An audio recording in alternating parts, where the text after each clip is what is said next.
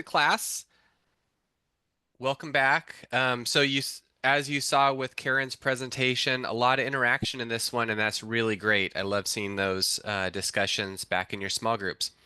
So with that, we're going to transition over to Jason Loomis, who's going to talk to us about federal fire policy. With that, I'll let Jason introduce himself. Yeah, great. Thanks, Eric.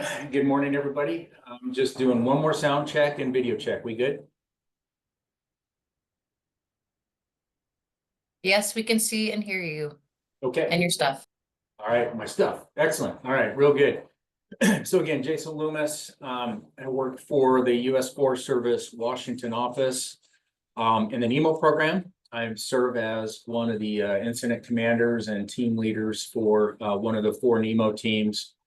And prior to that, I worked for the National Park Service for about 14 years as a fire management specialist in the regional office, primarily in operations and in training. And as such, served since 2013 on M581 in a variety of capacities, everything from unit instructor to coach to steering committee for a period of time. So quite honored to be back and asked to present federal wildland fire policy. And so before I get into that, I just want to touch on a few things. I've got an hour to present a ton of material. And so I'm going to keep it fairly broad because I want to provide some historical context, kind of wrap it into more recent times, and then, just kind of prognosticate a little bit about what we saw in 2024, what we're seeing already in 2025, and potentially some things coming beyond 2025. So in order for me to do that, I'm going to have to stay big picture and stay zoomed out a bit. But I do want to emphasize, and you're going to hear it throughout the course this week, the importance of this course and fire program management M581. This is really a tremendous course, and quite frankly, the first one that is designed for both fire management, up and coming fire managers, but also line staff officers, right? So this is a great opportunity to be in the class together, to go through and hear some of the same presentations together, and then go through the exercises. This is fantastic, and because that's what it's going to take to be successful in fire and land management, not only today, but going forward. So just wanted to provide you a little bit of context there before we get started. So federal wildland fire policy. It again, it can be overwhelming, it can be confusing, it can be rather daunting because there's so much out there. There's so many memos coming out. There's so much guidance out there. There's so many laws and acts, and we'll talk briefly about the differences and how that relates to you all at the local level and in subsequent slides here. But before we do that, let's think of it as the current state of the union, right? We're going through, you're going to hear us a couple more times. We're going through an administration change and some of the implications from that, many of which we don't know, but we do know that there's going to be changes, as there always is with an administration change. But in particular, a few things, coming our way, even as we speak this week. So I want to talk briefly again about how did we get to where we're at to today. So we had to go back in time a little bit, talk a little bit about the history. Where were we in 2024? There were some pretty significant changes. And then where we headed in 2025. We've already seen, we're just in January in PL2, and we've already seen some pretty significant fire activity and resource mobilization and team commitment in Southern California. Although it looks like a little bit of reprieve coming their way, but still, it's setting precedent. So we'll talk a little bit about the future, as I mentioned earlier. So the learning outcomes, real basic here. Quite frankly, they're pretty broad in nature, and so that's why I'm going to keep my presentation broad. The first one is describe the laws and policy framework for implementing wildland fire management activities, not only on federal lands, right? That's on state lands too, although it's different, right? Because every state has its own nuances, and as we've seen in recent press, the nuances of local government, in particular county and county response. But we will try to talk about how it impacts all agencies, because I understand that there's definitely more people than just feds in this course. The second one is describe how the National Cohesive Wildland Fire Management Strategy guides the implementation of fire management activities. We'll talk briefly on the adoption of the 2009, the Flame Act, and then subsequently the 2014 rollout framework of the cohesive strategy. But perhaps even more importantly, many of you might not even realize that in 2023, there was an addendum to the cohesive strategy. So we'll talk briefly upon that. The third learning outcome is list and describe the guiding principles and elements of the federal wildland fire management policy. Again, we're talking 2009. So at some point in time, I suspect we'll probably have some updated guidance and policy coming our way. But right now, we're still holding on to the 2009 policy. And we'll talk briefly about the guiding principles and elements of that. And then the fourth one here is probably how all this relates to the local level. So understand how policies tier and dictate the wildland program and fire policy to the unit level and the management plan. So we'll have a couple of slides there and just talk about that. And really what you'll see in all four of these outcomes is, and you'll hear some repetition. Repetition such as planning, alignment. Alignment's been key the last few years. Agreements, coordination, collaboration. And then we'll conclude the last slide or two with some change that I foresee and that what I'm hearing at the Washington office level, what's coming our way. Okay, so in order to do this, let's talk briefly about laws, policy, and acts, because you're going to hear and see a bunch of different references. And I will also submit that this PowerPoint is available to you, as are several of the links for a lot of these resources. So if you want to dive a little bit deeper into some of this stuff, you'll have the opportunity to peruse some of the links and some of the resources that I'm providing you all. So law. So in just general simplistic legal terms, law is legally binding rule established by a governing body. Right. So I think we all understand that. So when we talk about bipartisan infrastructure law, that's where it's coming from, right? It is a governing body that is establishing this. A policy, on the other hand, is guidance, a guideline or a principle. And this is adopted by an organization, whether it's Forest Service, whether it's Oregon Department of Forestry, Alaska Forestry, whatever the case may be. It's a governing, it's governed by the organization. And the intent is to achieve specific goals. And we'll talk a little bit more implicitly about policy and wildland fire policy here in a moment. And then the act or an act is a specific piece of legislation passed by a legislative body, right? So this becomes law once enacted. So it's important that you understand, at least conceptually, how to distinguish and discern between the difference, the law, the policy, and the acts. And again, we'll talk briefly on all three of these in subsequent slides. So let's go back in time a little bit here. The first objective, describe the laws and policy framework for implementing fire management activities on, I'm just going to say lands, but this specifically speaks to federal lands, but I think it encompasses, all lands.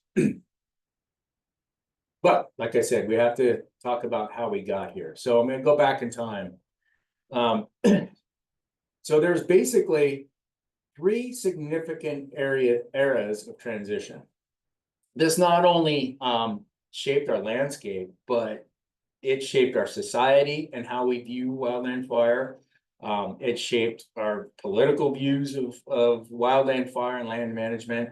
And it was just basically, these eras became the fundamental way of how we manage the land and the landscape.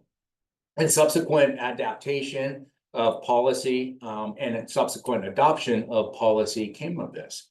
So we had the Native American years where fire use was very, very important to their livelihoods, right? I think we've all understood this, that, there was a lot of native burning, Aboriginal burning and foreign lands to help regenerate forage, to help with hunting, and grazing. So they use fire. They recognize, the early indigenous people recognize the importance of fire in the landscape, not only from an ecological perspective, but also from a protection perspective. So it was a provision to their livelihood.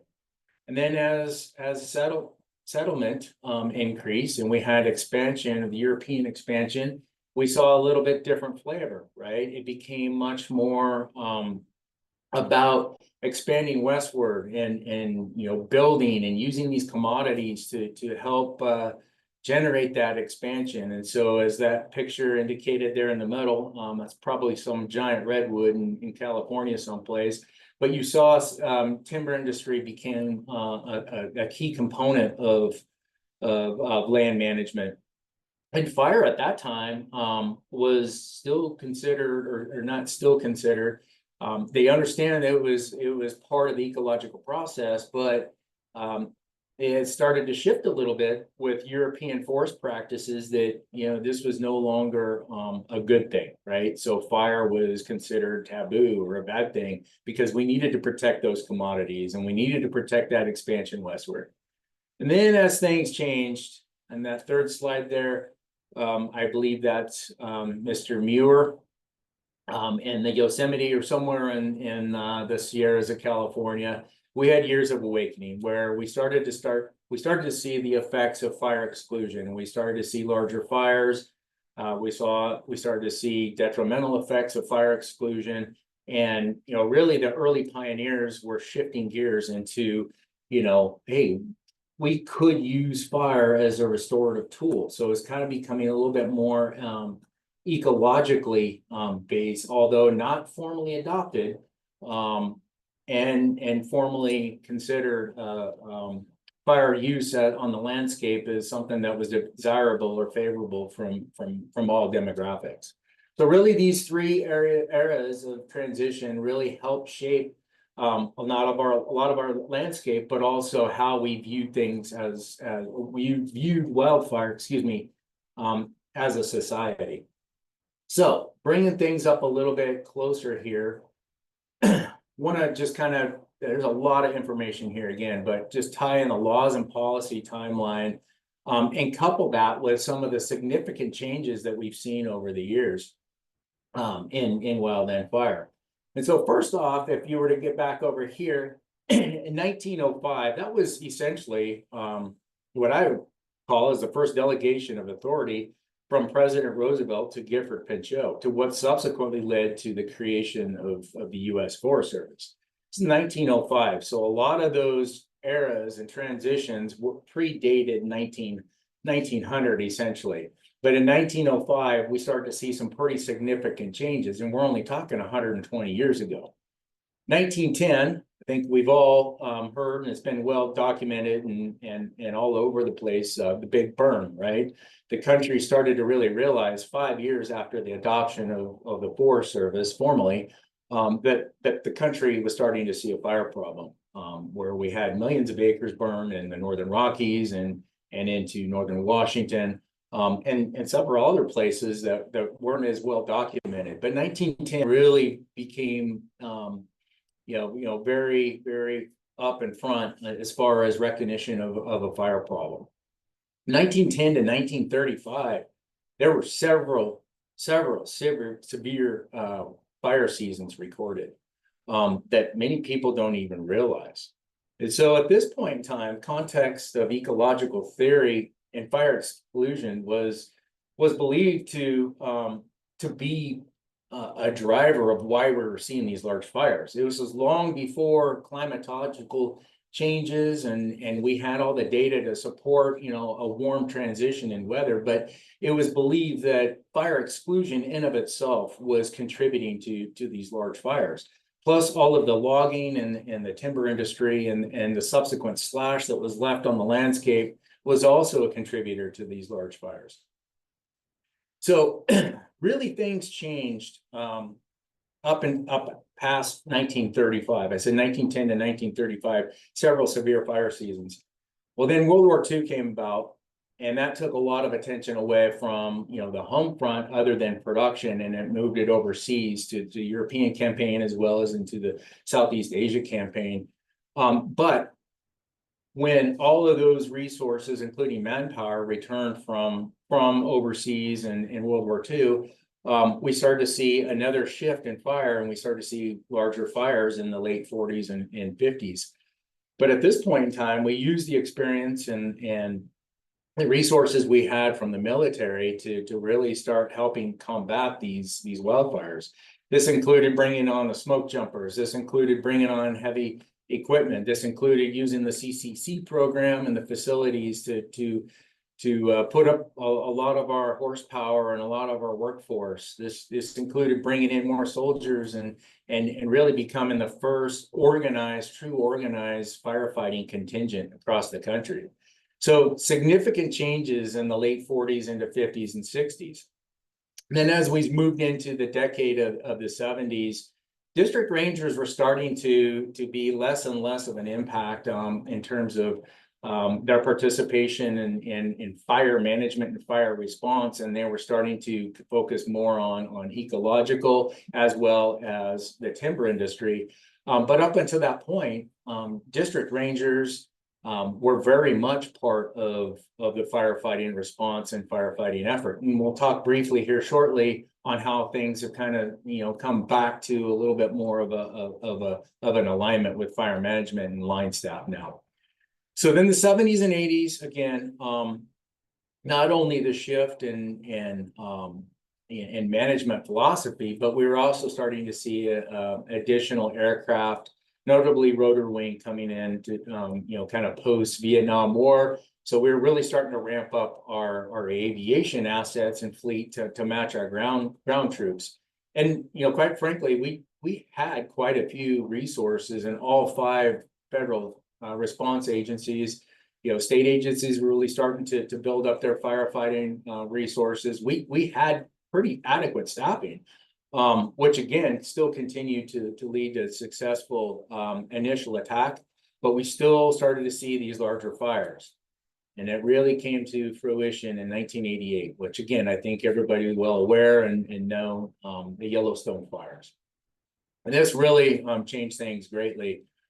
This set precedents for developing a new fire policy, because up until that point, there really wasn't anything organized collectively for agencies, and really, quite frankly, nothing real hard, fast, and definitive for the individual agencies. But this was really out of the fallout from what we had called as prescribed natural fire, or PNW. And so, as you all know, in 1988, a lot of the fires in the Yellowstone area were fires that were allowed to burn naturally, and eventually those things became uncontrollable, and we lost a pretty significant portion of not only Yellowstone National Park but the surrounding forests in Montana. Then the 1990s came along, and there was really this shift, in again reinforcing the new policy.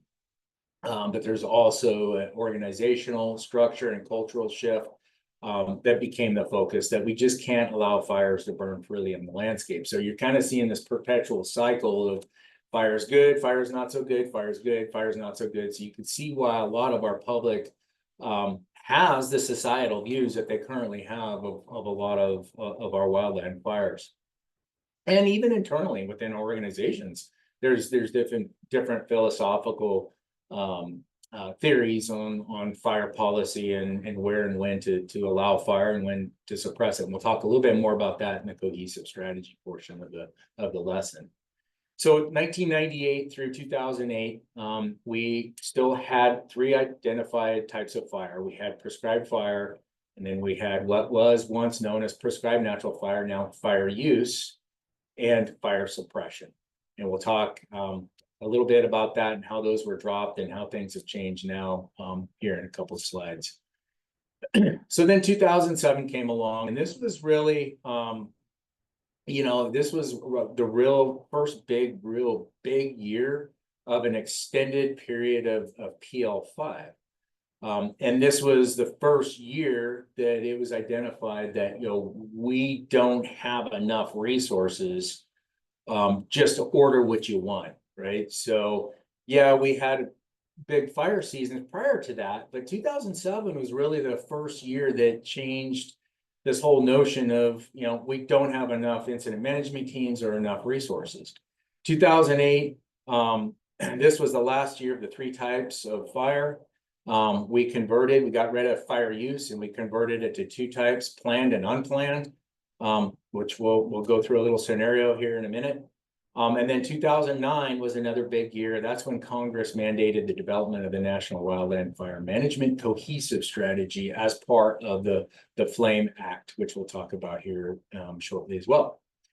2009 was also the year in implementation of this new policy that we're going to speak to, but it also introduced WFDS and the delivery of FS Pro. It's been 16 years already. And so there was this mandate to really incorporate more science into our decision-making, more analysis into our decision-making, and technology was starting to get to a place where land managers and fire managers could use this to help make informed decisions. And WFDS was also adopted by the federal agencies to be the platform to document their decisions. So it was more of an accountability tool. Then we went through a couple of years and 2013 hit, and that was Yarnell Hill, which I think all of us are well aware of, where we tragically lost 19 of 20 hotshots from Granite Mountain. This was a significant event, obviously, for the federal fire agencies. But again, this really brought to the forefront that, we need a cohesive strategy. And we talked about this in 2009, Congress mandated it, but 2014, the following year of Yarnell Hill, that's when the National Cohesive Strategy was enacted. 2015, significant IMT commitment. 2016, we had late season. And this late season was where we started to adopt a fire year concept. So fire season was no longer June 1st to September 1st, and it was no longer viewed that way. It was January 1 to December 31st. And it was, a lot of it was driven from a late season in the Southeast and as well as a late season in California. This fed into 2017, where Northern and South California really never got out of fire season. So it was really becoming a fire year and rapidly being recognized as such. And then 2020 was a year where, many of us supported Australia. And, we started talking about international policy and international agreements and putting that more on the forefront.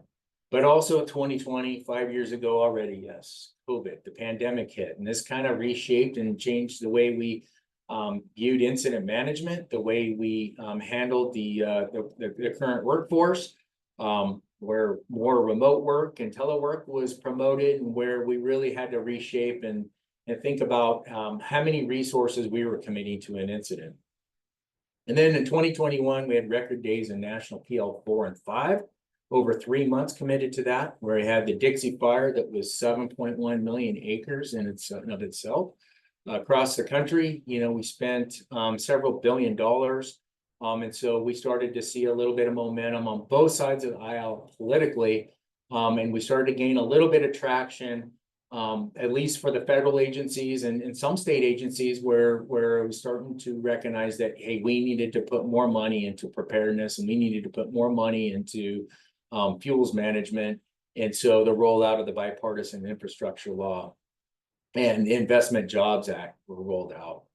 In 22, Southwest fire season was pretty significant. We had a couple of escape prescribed fires that got out and were long duration, large fires on the landscape that really brought another political attention, most notably to the Forest Service, to where we shut down prescribed fire for a period of time, and we had to go back and reevaluate the prescribed fire program.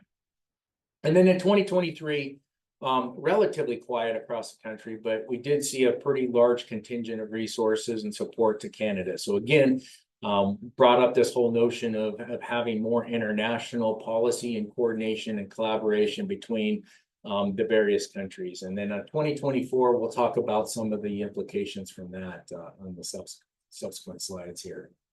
So I want to dig a little bit deeper into a little bit more of the transformative laws as it states here. It says next gen, but really since 1995, as we hit the 30-year mark, these are the big things that have really shaped our policy and our laws across the country. And again, I don't mean to discount the states because I know there's some state folks in there. But there's certainly you know, some pretty significant things that have occurred in the last 30 years for the states, and you know, a lot of legislation, a lot of support for increasing state response, and notably for us in the Northwest, both Oregon Department of Forestry and Washington Department of Natural Resources have really put a lot of investment into increasing their capacity, response capacity, as well as adopting some of the fuels management as well. So 1995. Federal Wildland Fire Management Policy and Program Review was chartered by the Secretaries of Interior and Agriculture. Excuse me. This was to ensure that federal policies were uniform, cooperative, and cohesive. So this is the first, excuse me. This is really the first time that we really put this cohesive, coordinated effort really into motion. It was 1995.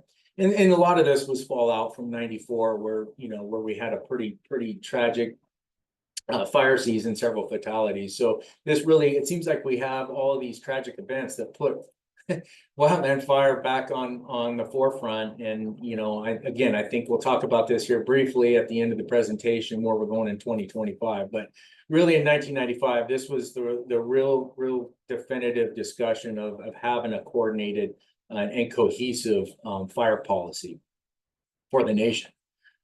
This report addressed 5 major topic areas. It presented the 9 guiding principles that we're going to show here in a moment, and then the 13 federal wildland fire policies that are embedded within those guiding principles. In 2000, we had the National Fire Plan. This was the first attempt to really put more permanent workforce into the system, as well as invest more money into hazardous fuels treatment. In 2001, we had a review and an update to the policy from 1995. So just a few short years later, but it was after the fallout of the big 2000 fire season, most notably in the Northern Rockies. And then in 2009, we fast forward to what I mentioned earlier, the FLAME Act. This was the Federal Land Assistance Management Enhancement Act. And as such, Congress mandated the development of the cohesive strategy that we're going to speak to here in a moment.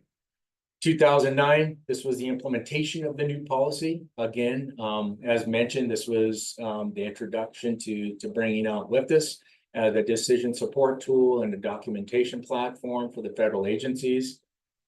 Fast forward to 2019, the Consolidated Appropriations Act, most notably called the Dingle Act. This was part of an act that emphasized conservation management and protection. And then most notably and most recently that probably most of you are familiar with is the 2021 bill that was passed, the bipartisan infrastructure law. So moving into the second topic of discussion here is describe how the National Cohesive Wildland Fire Management Strategy guides implementation of activities in wildland fire. So the cohesive strategy's vision was basically to work together collaboratively with all stakeholders, right? So it wasn't just the response agencies and the land management agencies. It was to work collaboratively with the private sector, with industry, with 3 goals in mind. One was to create more resilient landscapes. 2 was to promote fire adapted communities. So kind of more of that social component to it. So you had an ecological component to it, a social component to it. And then the third one is more of a response component. And that was build out a safe and effective wildland fire response. So these were the 3 goals that were set out for all agencies and for us to work collaboratively. In this, they identified 4 broad challenges nationally. One was we weren't keeping up with managing the vegetation and fuels. Right, so this was a big challenge and strategy that the cohesive strategy were to address. The second one was we needed to do a better job of protecting homes, communities, and those other values at risk. The third one was managing the human cause ignition, so putting more effort into mitigation and prevention, so to speak. And then the fourth one was an effective and efficient response to fire. So those were the broad challenges identified in the strategy. So then in 2023, there was an addendum. So 9+ years later, they identified, they, as in the Wildfire Leadership Council, WFLC, identified that we still had these challenges that had not been addressed. And so we recognized, we collectively had recognized that climate change and climate variability of this drier and warmer period was just exacerbating the fire environment. You know, the fuels conditions had changed drastically. We had expansion into the urban interface, you know, expansion in population, in general populace. All of these things were driving these challenges and reinforcing what was already in the 2014. But they identified 5 key implementation challenges that the existing wildland fire management system had not kept pace with. One of which was there's still that need for a significant increase of proactive fire, whether it's prescribed fire, managed fire for multiple objectives. We need more of that on the landscape.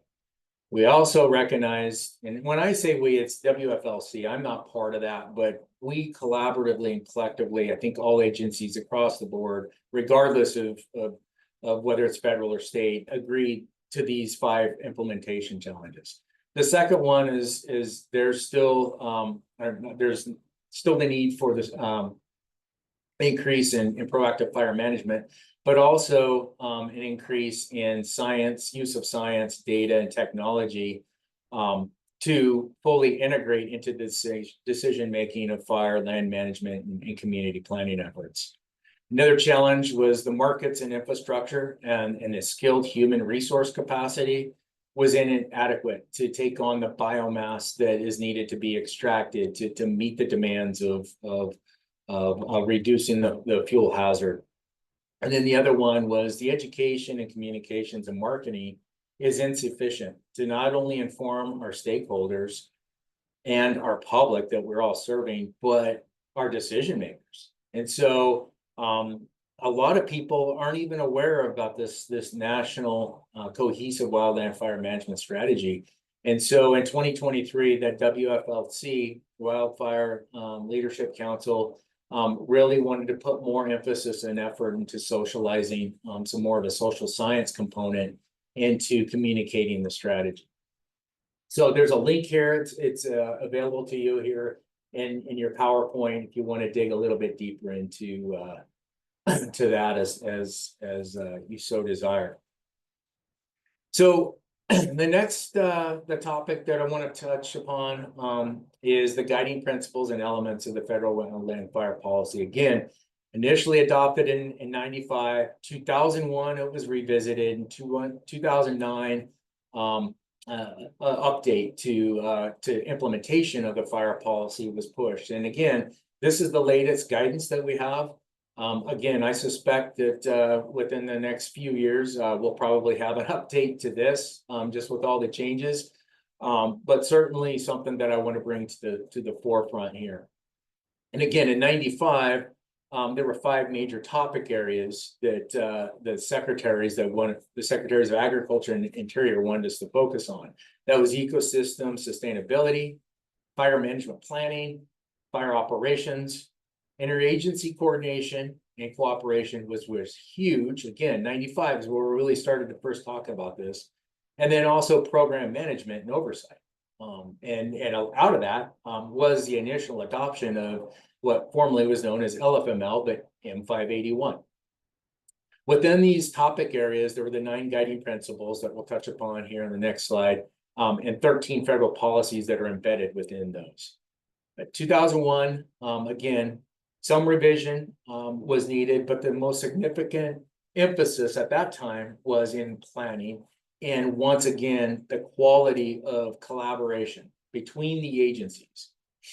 And then in 2009, NWCG issued a memo affirming the fire policy, basically stating that the fire policy was very current and sound, and that the review that was conducted really didn't produce any new results. So 2009, this guide came out. It demonstrated that the current wildland fire policy at the time was still sound. It did state that WFDIS was going to be the new platform that we would use for again, decision-making process and also the documentation platform. And it did confirm that we needed to do some more work on the cohesive strategy. So you're kind of seeing a trend here that, you know, we're recognizing that there's a need to update policy, or the policy is still sound, but there's a need to update the social aspect of the cohesive strategy. And again, the real focus on collaboration and cohesiveness from the interagency standpoint. Okay, so the 2009 guiding principles, not going to read through all of these. You guys can read this, but I do want to highlight a couple of the big ones that just keep surfacing and popping up time and time again. Of course, the first one there is always about firefighter and public safety, but the two highlighted on this particular screen is the emphasis on sound fire management planning and programs, and also the implementation of such, right? So not only coming up with these sound plans, but also delivering and implementing what these plans say. And then the second one that's highlighted here is that the programs are economically viable based on value. So it's value-based strategies. We'll talk briefly about that here shortly. The costs are commensurate with protecting those values, and everything is tiered back to the land and resource management objectives. The other two that I want to highlight here is, again, federal, state, tribal, local, interagency, and international coordination and cooperation are essential. As I briefly stated earlier, you know, we had that significant support to Australia, and then a few years later, we were up supporting Canada. Every year they're supporting us. They've already supported us this year with the Californians fires in Southern California. So re-emphasizing that not only this coordination and collaboration is interagency within the states, but also our international partners. And then the last one I want to bring to your attention is standardization of policies and procedures. And this has been a lot of focus recently, but certainly since 2009, of standardizing, you know, how we operate and do business, and I'll talk briefly about what I think is to come in 25 and beyond with respect to standardization. Okay, the fourth one here and final is kind of bringing it down to more of a local level. So how do we use all this history, and how do we use all of these policies and guidelines and these strategies and these acts and these laws, and how do we bring it down to the local level? So the fourth objective here is that very thing. Is how do we tear this down to make it really work, right? Because where the rubber meets the road and where the implementation gets done is at the local level. So how policy makes it down or aligns to the local level and the planning process. So fire management planning, as I said earlier, is a key component to this, but also the implementation. And so this was the real big focus here, and how everything aligns. So fire management plans and supporting fire planning documents. These are the things that need to be addressed, right? And this is how it has to align from top all the way down to your local land and resource management plans, your forest management plans, fire management plans. So these are the things that have to happen, right? So must provide for firefighter and public safety. I think we all understand that. Include fire management strategies and tactics. Address values that are protected and the values at risk. Address the location and conditions under which resources and protection objectives can be met. Be consistent with resource management objectives, environmental laws and regulations, right? So we have to be consistent all the way through. should be based on best available science. You know, we've heard this a couple of times that this was key in the cohesive strategy, as well as the latest version of the addendum to the cohesive strategy, but also in the latest version of fire policy, is that we need to leverage the best available science. And then again, be in alignment. So fire management planning and subsequent implementation out on the landscape, whether it's for fuels work or whether it's response, needs to be consistent and alignment with your local management plans. So this, when you bring it down to the local level, this is really the first opportunity for formal integration. Fire across program areas, evaluates the measures to align direction across jurisdictional boundaries. This shouldn't be done, this planning at the local level should not be done in a vacuum. It should be done, again, in that collaborative, cooperative manner.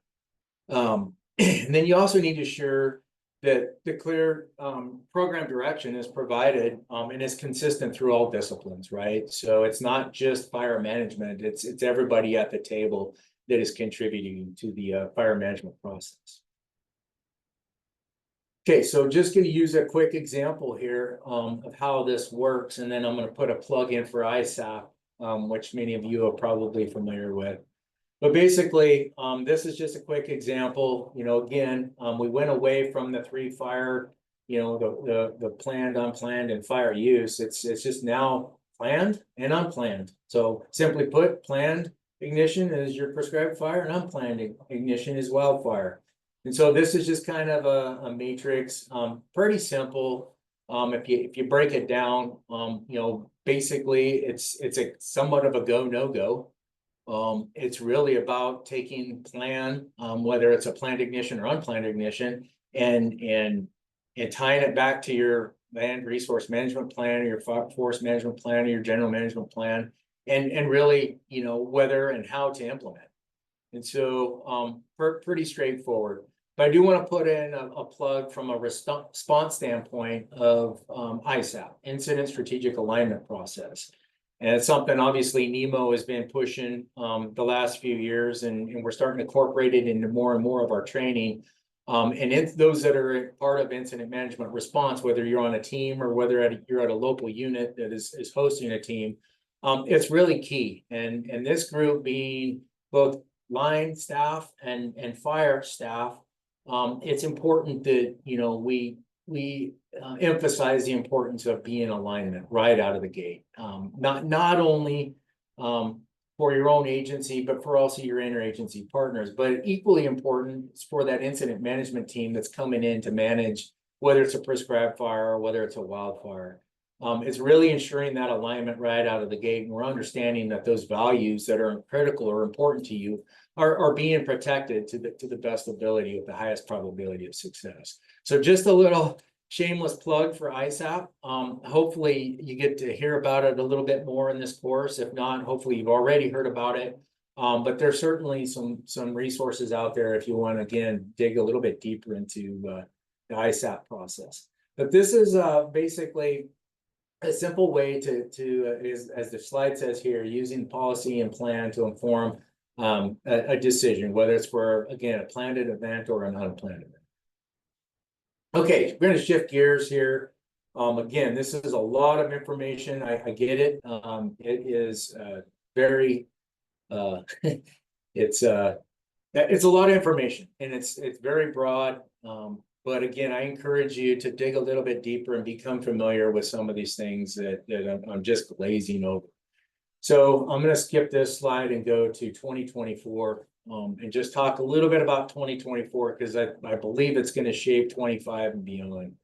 So I want to go back a little bit and talk about what we saw last year. So actually, this slide is not the most recent one.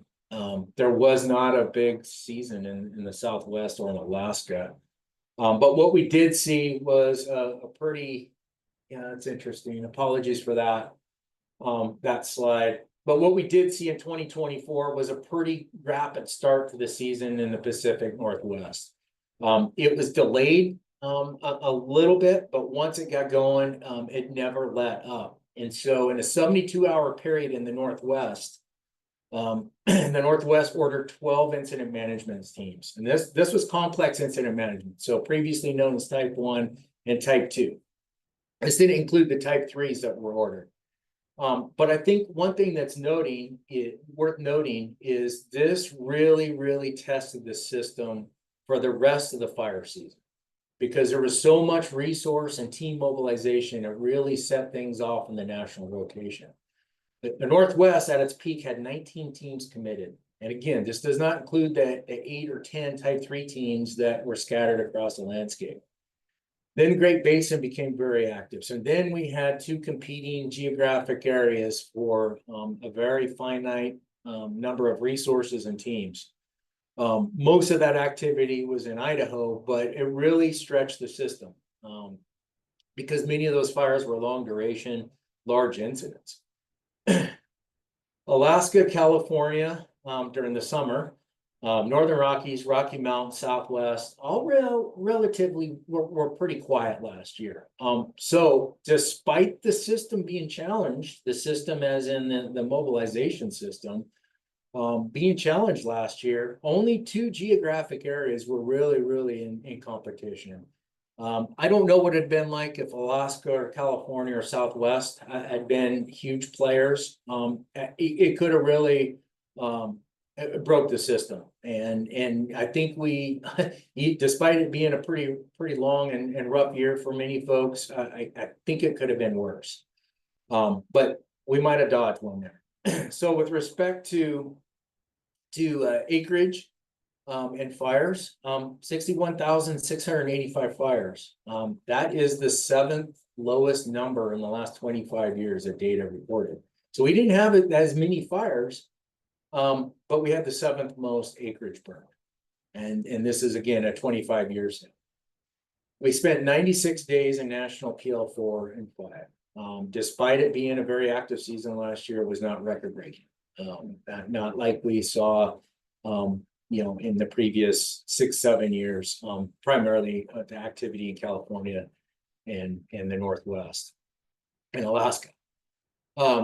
Southern area was impacted by 2 significant hurricanes that even drug out the response, primarily for crews and for incident management teams. So once fire season was over, we rapidly shifted over to hurricane season in the Southeast. And then last but not least, this 2024 was the first full year of complex incident management in CIM. And so I'm going to go back to the previous slide to give you just a plug for this. For those folks that are not familiar, complex incident management for the interagency teams, for the federal teams was in full swing last year. There's no delineation between type 1 and type 2, even though we type everything else. And we still have type 1 and type 2 complexity in the complexity analysis, which is really fascinating and is causing some consternation. But complex incident management is going to continue to be a little bit rough. It was tested last year. Some good, some bad, some mixed results, and we're going to expect to see that again this year. And I'm confident in it. It's going to take a few years for complex incident management to work its way out. So just a little plug there for CIM. So 2025. So where is this all leading? Again, 2025 already. We're only in January, at the end of January, and we're seeing headlines like this: most destructive wildfire or fires in California history. Right? We saw this with the Palisades fire, a few of the others that burned down there last year or this last month. Pretty significant infrastructure loss. 10,000 plus structures lost. Hundreds of billions of dollars, right? I mean, I don't even know how they're going to put a price tag on all that. But bottom line is, it's relentless. It is a true fire year, and I think this just becomes even more apparent that we're going to see change, right? The Forest Service put this document out a few years ago. confronting the wildfire crisis. Again, this is not policy. This is not law. It's not act. It's really, addressing the issues, in particular for the Forest Service, the strategy of how we're going to combat this problem we have, not only nationally but internationally and globally. And I don't know. Nobody knows. But it's something that is even in January, it's right up front and center. So 2025, times of change and uncertainty. Change. I say this every year I give this presentation, or every year is different. Whether it's the administration change or whether fire season is somewhere else this year, whether it's the Southeast or Texas. We're going to have a fire season. What we do know is the change in administration is really hot and heavy, as every one of on government accountability. And it's ranging already from getting the workforce back into government facilities to, maybe looking at some of the agencies and whether that current model works or not, and if there's more efficient and proficient ways to streamline government process. So as it relates to wildland and land management, I do know that there is some very serious discussion, as we've been talking for many years. Is it time where we have, and apologies to our state partners in the room, but is it time where we have Fed fire, right? Where we still have the 5 federal agencies in the BIA, BLM, Park Service, Fish, and Forest Service, but one fire response agency or organization. I do know that there were some pretty credible former national fire directors and staff that are working with the current administration to look at the prospect of such. We also know that we're going to have budget shortfalls, notably in the Forest Service, right? So we're going to have a lack of seasonal workforce. We're going to have a lack of militia workforce and some of the other agencies, and that's going to impact us. It's going to impact our day jobs, and in a sense that we're not going to provide that same level of service that our public is accustomed to. It's going to challenge our incident management and our response capability, because we do rely on everybody to participate and support our incident management team. So we know we're going to have changes there, and we're going to have some challenges there. There's going to be emphasis this year on more collaborative strategic planning, large scale treatments across the spectrum, across agencies. How we do that with a reduced workforce and a reduced budget, I don't know, but I do know that there is a lot of emphasis placed on that. I suspect we're going to continue to see that emphasis going forward. I do know that we're going to have to be prepared. Preparedness and readiness for the season. If you're reading or watching in the press, unfortunately, whether it's all true or not, LA County, LA City, agencies like that are taking a pretty significant hit in terms of being prepared for the events that occurred earlier this month. Whether that's fair, justified or not, bottom line is we have to be prepared, and because we will have a fire season somewhere. We also need to be prepared for a second year of complex incident management. Already mentioned that it's here to stay. We're going to have to adapt and adopt, and there are meetings going on literally this week that I'll be participating in to talk about what year 2 of complex incident management looks like.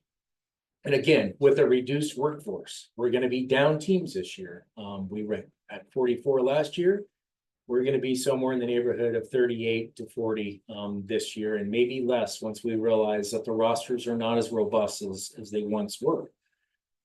And then last but not least, regardless, there's going to be increased expectations for and from the fire community. Not only from our public that we serve, but our agencies, and also both sides of the political aisle. It's very up front and center, and we're not losing momentum in a sense that there is still overwhelming support to really support the fire management program, wildland fire management program. things aren't moving as fast as we'd like when we talk about, you know, firefighter retention and pay and all of that. It's coming. I just don't know when and the timing of such, but we do know that there is support on both sides of the aisle.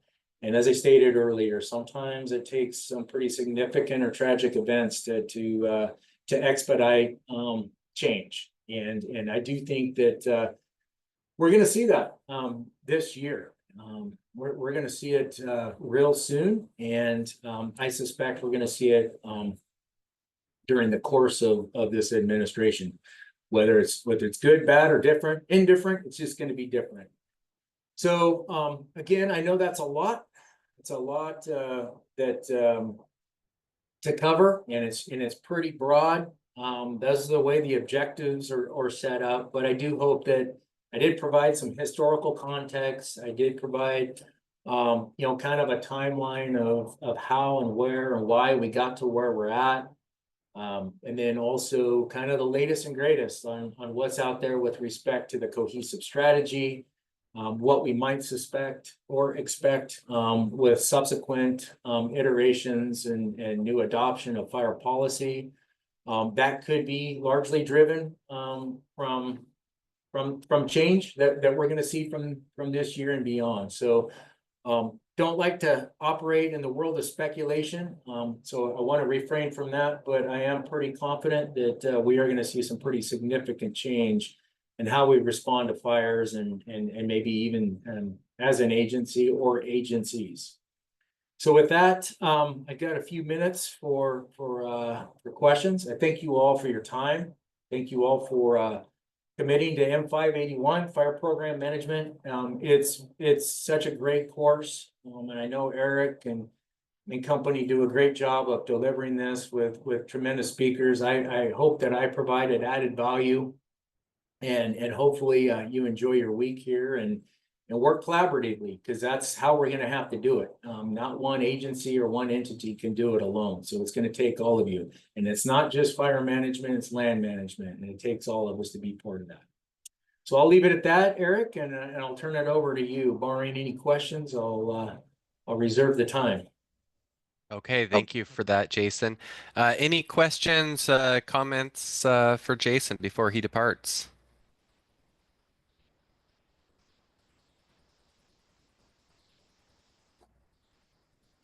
I see one. Ernest. Thank you. Can you hear me? Gotcha. Just thank you for the presentation. I'm one of the state people up in Alaska. I guess on a previous class that I had taken, we looked a little bit into prescribed fire management, and one of the things that I kind of learned, or at least maybe offer your insight on, is that on the federal side for doing prescribed fire plans, looked like the average year it took like 5 to 7 years to get a plan through, and by that time you might have missed your window to do what you wanted to accomplish. Do you have any insight onto is there any efforts to is that an issue? Is there any efforts to it sounds from what I gathered, the federal agencies would like to do more prescribed fire, but it takes them forever. Yeah. Thanks, Ernest. And yeah, a couple of things. So yes, we do recognize that it takes a long time from planning to implementation. And we miss a lot of windows. That has been a problem since I started my career in the late 80s. And it continues to be a problem. I can speak that there is a lot of effort to reduce some of the burdens and the hoops that we have to jump through, whether it's compliance or whatever it is, smoke management, whatever it is, at least from the prescribed fire side. There is effort, and I believe it's going to be pretty aggressive to try to break down some of those barriers. I will also say, in my previous experience as a fuel specialist on a forest, we had 70% of the budget go into planning and 30% to implementation. We have to change that. It needs to be inverse, right? 30% into planning and 70% into implementation. If we're truly going to make a difference, we can plan ourselves to death, but if we can't implement it, we're going to continue to have this problem. And, you know, for the sake of not me going off on a tangent and providing my own perspective, that is a perspective shared from many people above me and from all agencies, that we have to reverse our thinking and less planning and more implementation. And that also goes for the budget side as well. So there's work, but nothing real definitive. Like anything else, it's going to take a little bit of time. But I do see things changing at some point in time, because if we don't, it's going to do it on its own, and we're seeing that firsthand. Okay, thank you. You bet. Okay, thank you, Jason. So with that, we're going to go on break. Let's be back in your seats, ready to learn at 50 after. So that's about 5.5 minutes. See you then.